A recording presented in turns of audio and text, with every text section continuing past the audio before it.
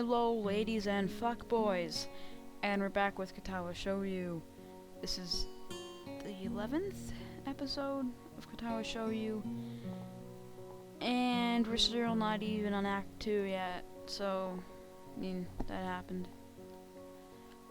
In the last episode, we researched Curry, we saw Rin, shit happened, I don't know, Misha got pissed, and I think, during the festivals when things start to really kick off,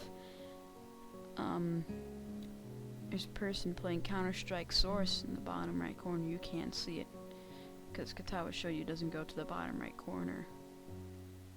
It's like in the middle of my screen, just kind of sitting there doing nothing. Okay, so yeah, we're on Waylay, pretty sure. What did she hear? Says Misha. I jump at the sudden appearance of Misha, who I had not... Didn't I already do that? Wait, 1 second. Apparently not! So, let's get in. I jump at the sudden appearance of Misha, who I had not heard approaching despite the completely empty hallway. Somehow she had gotten to jumping distance of me without making a sound. Creepy. It briefly reminds me of Kenji's nutty theory about a global feminist conspiracy, but I pushed that thought aside. Hey, Shizune. Shizune, standing slightly behind Misha, looks aloof as she couldn't have heard the remark that drew Misha's attention, but Misha is visibly excited. No, wait, more importantly, who is in there? There's no club meetings today. Oh, excuse me. She tries to curiously peek past me, even though the door prevents her from seeing anyway. 1 second. A lot of interruptions. I have to put my legs up on my desk, because I'm like that, and I want to feel comfortable while recording these videos for you. And for me, because it makes me feel better. And people say, I'm a good person. Ah, my god. Stuff getting in the way of me relaxing. She tries to curiously... I read that. What are you doing here? You took so long that we had to come check what's wrong. There's no good, Hichan. She wags her finger at me scoldingly. I found plywood, but everything else is still missing because you are tardy. Oh, sorry. I got the things here. Was just going to bring them. I think you're up to some mischief, Hichan. Who is in there with you, I wonder? Misha signs something quickly to Shizune, pointing at her own ear a couple of times. Shizune immediately pushes her way past me and opens the door into the classroom I just left. I can only imagine the shock she's experiencing.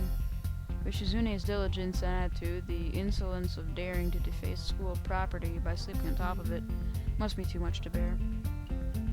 And indeed, she stares at Rin, frozen in place apart from the slight but noticeable trembling of her shoulders, from suppressed rage, I'm sure. Instead of blowing up, Shizune takes a deep few breaths, adjusts her glasses, and slams the door shut, turning the sign furiously to Misha. That actually scared me.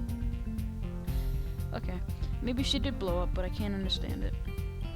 She shoots a very loaded stare at me too, as if somehow it's my fault that Rin is sleeping on one of the tables.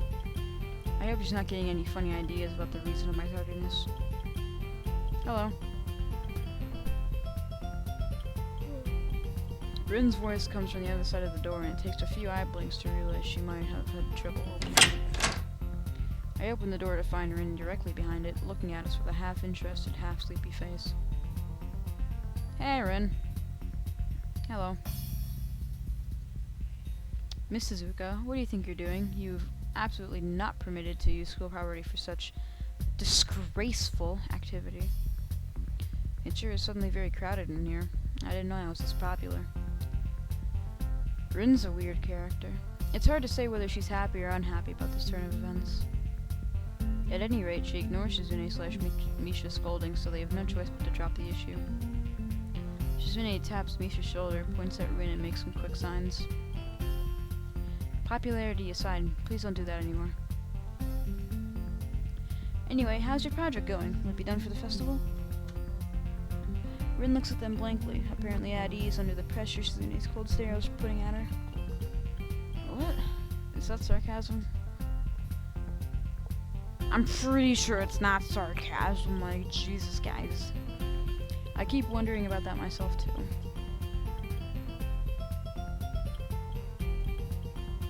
And, well, think about it harder. As Misha signs her reply to Shizune, her face turns into an unsatisfied frown. Miss Tezuka, please try to take this seriously. It'll be a disaster if the wall looks like someone threw up their lunch onto it. Rin nods assertively. We'll think more seriously. Misha actually giggles at that, but Shizune doesn't, not even after translation. She just shakes her head, takes the materials from me, and takes off with Misha in tow. Rin frowns thoughtfully as she looks after the retreating student council duo. How rude. It's true, though. I must finish my project before the weekend. There will be dire consequences if I don't. The end of the world as we know it. Like weekends usually are, but more dire. Much more dire. Maybe I'll postpone my nap to unforeseen future. I'm about to ask what project she has and what are those apocalyptic consequences, but she walks back into the art classroom. Since you have nothing to do, would you give me a hand? This paint can doesn't fit in my bag, but I need it. She kicks lightly at a huge can of paint that's lying on the floor next to the table she was sitting and sleeping on. It lets out a dull clang. Being the gentleman I am, I naturally pick it up. Wow. Looks like Sal's getting greedy with the compliments here, don't you think, Rin? Heavy. Yeah, sure. Where do you need to take it? Away. And with that, she takes off to the hallway, me and the paint can following, since there's a little choice for either of us. The hallway is quiet and empty now, with Shizune and Misha gone, so we too leave towards the stair at the other end.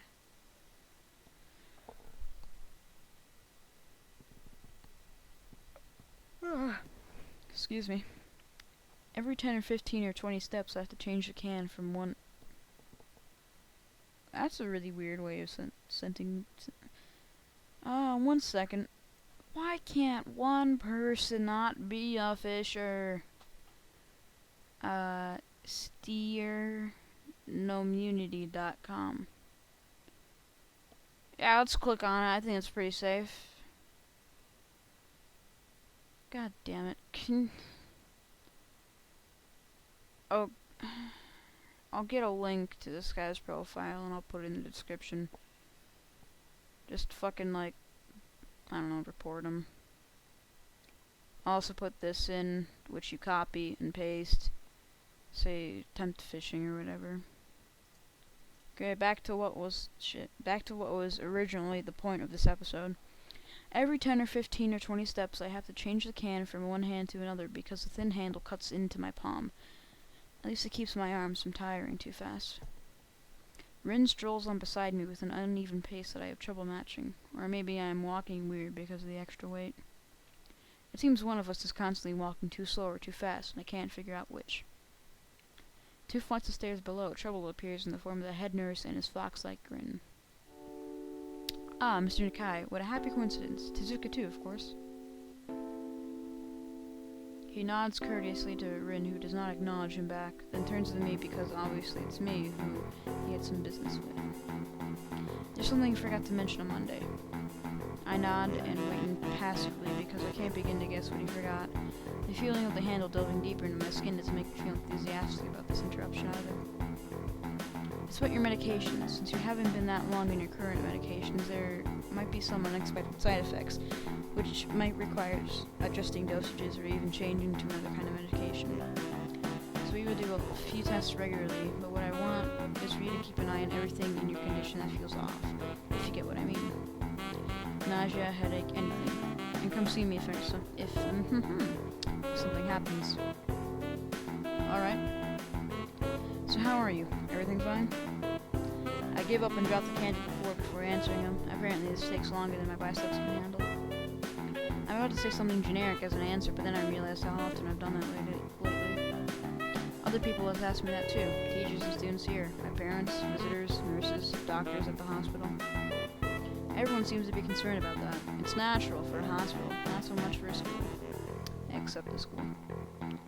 This is a small school, and both the student base and the faculty seem to be very tightly knit.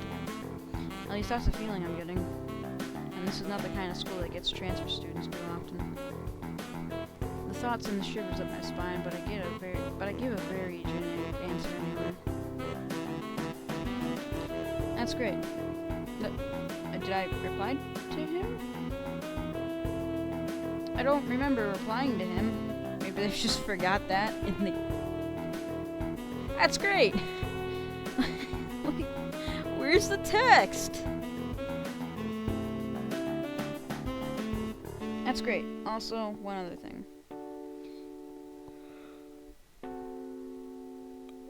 I'm tired. I'm sorry. I shouldn't be recording this late. I'm really sorry. My sources tell me that you've been at neither the school track nor even the pool. So I'd like to know how, if you've taken up exercising as I asked. Of course I haven't, but his way of inquiring gives me the feeling that I should have been running my ass off on the track since the very first day. You have people spying on me? Not as such, I just happen to know a few people, but it's not the issue here, so don't try to slip out of it. Well, I was actually just doing some improvised weightlifting as an exercise. I pick up and lift the cannon down a few times, like some sad imitation of a bodybuilder, even though it's weighing down on my arms painfully. The stupid grin disappears from his face for a second, then comes back like it was never gone. Suzuka, would you give us a second? The nurse grabs him by the shoulder without waiting for Win's permission, which he didn't need in the first place, and drags me aside. When I told you to exercise, I wasn't joking. I understand that you're still on your first week and all, but please don't ignore the importance of this. The reason I'm coming down this hard on you is because that habits are not easy to form. The more you slip and postpone, the harder it'll be. It's the same with everything like dieting. Can you promise to be more serious about this from now on? Okay, we's can save, bros. It took me a while. There you go, we overwrite that save. Maybe. Yeah, sure. Yeah, I promise, definitely. He studies me for a moment and then shrugs, smiling again. Okay, that's more like it. If you go to the school track tomorrow morning, you'll meet my spy, who probably has no qualms offering consultation to you if you want to jog a bit. Consultation? See you around. He leaves with a wave of his hand and no answer, and I walk to Rin, who has been waiting, idly leaning against the hallway wall and staring at the pale lighting fixtures in the ceiling. Even when I approach, she doesn't move her eyes off them. Are you getting medications for your heart thingy? Were you listening? It comes out more accusatory than I intended, accidentally lashing out on her. 1 second. But even so, I don't really want to start talking about it. I just met her. I don't know her. It's not her business. The nurse seems to be happily ignorant about confidentiality, too, talking about that kind of thing in public. But it's not Rin's fault, is it? I look up at her, suddenly feeling a bit guilty, but Rin is just staring past my shoulder quizzically, her head tilted like a bird's. Sigh. I don't know why this is so hard for me. It feels like there's some inexplicable lock that prevents me from being more upfront about this. Yeah, they're for my heart. Will they make you better? No, not really. They just make me a little less worse. Rin keeps looking at me for a while longer, and she neither says anything further, nor displays any kind of emotion I could discern. I'm thankful that she doesn't. I think I'm still not quite used to all this. At the hospital, it was easy, but I still haven't sorted my feelings around having to live a normal life with this disability. We leave the main building, and Rin leads us onwards towards the dorm. We stop at the small patch of greenery in front of the dorm building. The dorm is built on a slightly elevated ground, with a wall and a few trees that everyone has to circle around every time they come or go. It's probably the only inconvenient design in the school. The entire wall, made of the same kind of bricks as the building itself, has been covered with some sort of painting. Most of it is still mere sketches, quick lines drawn with black and white against the grey plastering that covers almost the entire length of the wall, but some places look a bit more finished. There are human faces and legs and hands, but I can't quite say what the painting as a whole might portray. Stacks of what seem to be paint cans are arranged in piles on the ground beside the wall. See, the left side is hardly out the ground yet. It's because I couldn't get in the mood yesterday, so I gave up and went to meditate instead. Then it was suddenly morning. I have to work on it, but the guys from our class are helping with the negative spaces and the bases, surfaces, whenever, which is a problem. It's easy to paint big areas if there are a lot of people with hands. The reach is better, and it's faster too. She goes on a tangent of a tangent, waving a little with her arm, or whatever of it there actually is, to demonstrate even though I got the point already. The white cotton over sleeve flaps around and it makes me think it could look sadder than it does. But it makes me feel out of place, like almost every tangible reminder of the student bases, special properties, has in the past few days. The fuck? Okay, whatever. That makes sense to me, but am I to you? This girl doesn't notice any dreary feelings, of course, or the fact that she lost me a while ago already, and just keeps on blabbering. So that's why I'm trying to figure out if there's something I need to figure out, and then figure that out before it's too late and all hope is lost. Why would the hope be lost? Because paint has to be painted, and then it has to dry, and then it has to be painted over with another kind of paint. It takes time. She finally stops, apparently thinking she made some kind of statement that makes sense. I think it's best to start from the top. So is this your project? You did this? Yes, yes. All of it? Yes. Nice, but I stumble with my words, suddenly feeling like I've walked straight into a minefield of political incorrectness. It's okay, he can say it. I probably won't get mad. I blush really hard. I don't really know what would be the right thing to say, if any. It feels like I'm way more sensitive than Ren is, though. This is really awkward. Don't you want to ask? Okay, I wanted to get done with this portion by the end of the episode, but it looks like that's not the case. So, I'll just leave you guys here, and hopefully I'll record another one which will come out tomorrow so you guys don't feel so left out and you're all sad and you kill yourself. Don't do that. Don't kill yourself. Cut for Bieber. Don't kill yourself, though.